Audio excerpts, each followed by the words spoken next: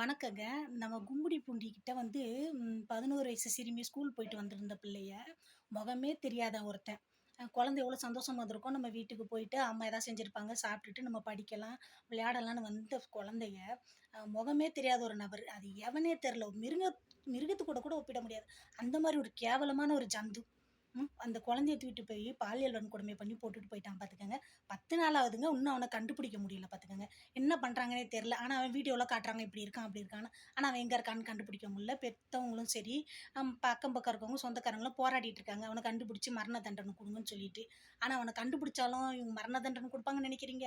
கண்டிப்பா கிடையாதுங்க. நம்ம நாட்ல சட்டம் சரியில்ல. குற்றவாளிகளுக்கு கடுமையான தண்டனை குடுக்கணும். அந்த மாரி ஒரு சட்டம் எடுத்துட்டு வரணும். நீங்க கொலை, அதுக்கு ஏதாவது ஒரு தண்டனை குடுத்துட்டு போங்க. இந்த மாரி சின்ன பிள்ளைங்கள பாலியல் பண்றது, அப்புறம் பொம்பள பிள்ளைங்க, இந்த பொம்பள பிள்ளைங்களுக்கு ரொம்ப பாதுகாப்பு வேணுங்க. அந்த மாரி ஒரு குற்றம் பண்றவங்களுக்கு கடுமையான தண்டனை குடுக்கணுங்க. இவனுக்கு என்ன குடுப்பாங்கன்னு நெனைக்கிறீங்க? ஒரு 6 மாசம் இல்ல 1 வருஷம். போயிட்டு வாப்பா, இன்னைக்கு போயிட்டு நாளைக்கு வான்ற மாரி உட்டுருவாங்க. நாளைக்கு இன்னொரு பிள்ளைய இது மாரி பண்ணிட்டு வந்து நிப்பான். அப்பவும் இதே தாங்க பண்ணுவாங்க. ஜெயில்ல தூக்கி போடுவாங்க. ஜெயில்ல தூக்கி போட்டா அவனுக்கு நல்ல சாப்பாடுங்க.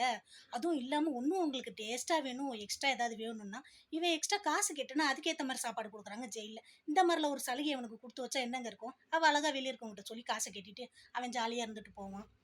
கொஞ்ச நாளைக்கு முன்ன இந்த டிடிஎஃப்ன்னு ஒரு பையன், டிடிஎஃப் வாசன்னு சொல்லிட்டு, அவன் வந்து பைக் ஓட்டி பொதுமக்கள அச்சுறுத்தும்படி நடந்துக்கிட்டான். அதனால 10 வருஷம் லைசென்ஸ் கேன்சல் பண்ணுன்னு சொன்னாங்க.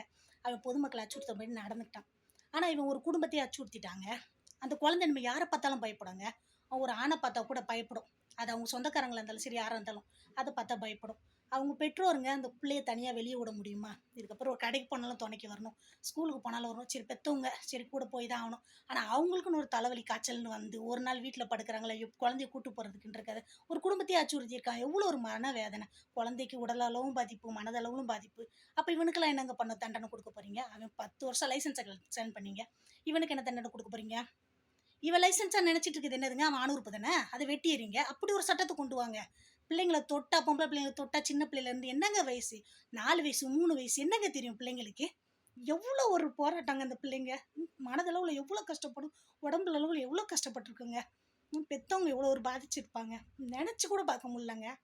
அவனுங்களுக்கெல்லாம் அந்த மாரி ஒரு தண்டனை குடுக்கணும். அவன் ஆண் உறுப்ப வெட்டி எடுக்கணுங்க. அந்த மாரி சட்டம் வரணும் நம்ம நாட்ல. இந்த மாரி குற்றம் பண்றவங்களுக்கு நீங்க வேற எந்த குற்றத்துக்கு எதனாலும் குடுத்துட்டு போங்க. இந்த மாரி பிள்ளைங்கள சீன்றவங்களுக்கு அந்த தண்டனை கண்டிப்பா வரணும். ஒரு கை இருந்தா மட்டும் வந்து குழந்தைய புடிச்சிட முடியாது. இந்த 10 விரல் இருக்க போய் தான் புடிச்சிருக்கான். அந்த 10 விரலையும் வெட்டி எடுத்துட்டு ஆண் உறுப்ப வெட்டணும்.